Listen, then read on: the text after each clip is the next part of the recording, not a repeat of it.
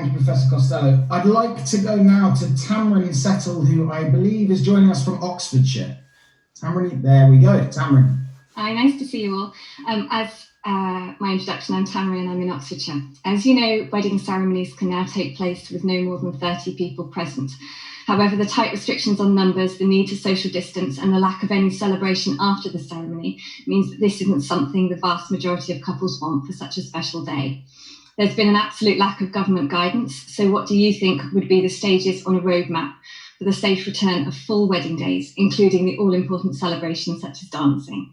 What needs to happen to allow family and friends to celebrate together again? Thank you.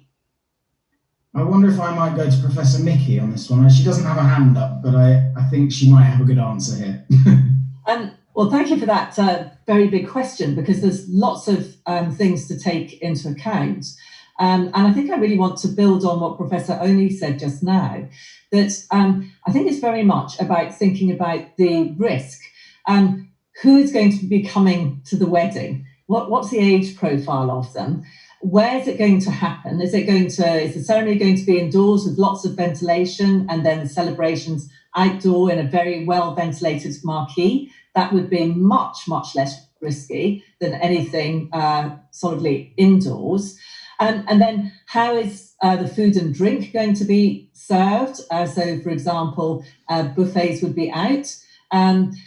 Something I read about quite recently, which I thought was an excellent idea, actually for a wedding party, I think this happened, is that different coloured wristbands were available for people to select, with red being, I'm vulnerable, please keep a good distance from me, and green meaning, I'm fine with you giving me a hug. And I don't know how many colours there were in between, maybe 1, 2 or 3 colours in between that. So I think there's no overall situation where a mass gathering is going to be risk-free.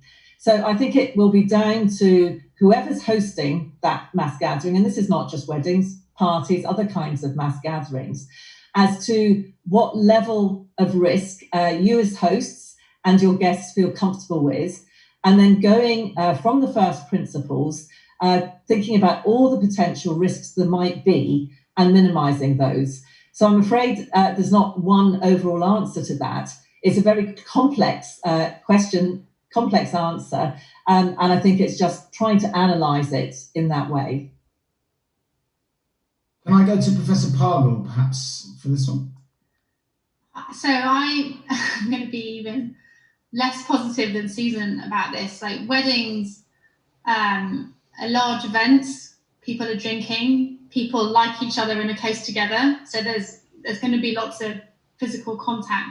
And we know that those kind of large events have been super spreading events across the world. Large parties, weddings, birthday parties. And very, very few countries, even the ones that have opened up the most, have opened up to gatherings of more than 30 or 50 people. So the safest way to get there is elimination. That's how you do it safely. We can drive down the numbers and then we can open up back to normal. Professor Riker, a final point before we move on? I wanted to echo that last point because the question is a superb illustration of why the current drift strategy really helps nobody.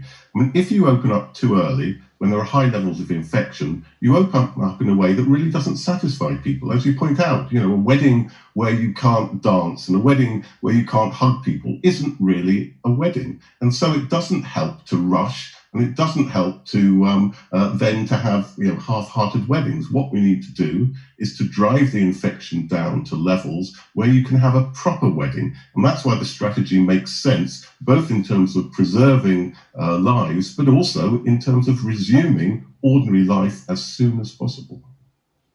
Thank you, Professor Riker. I'd like to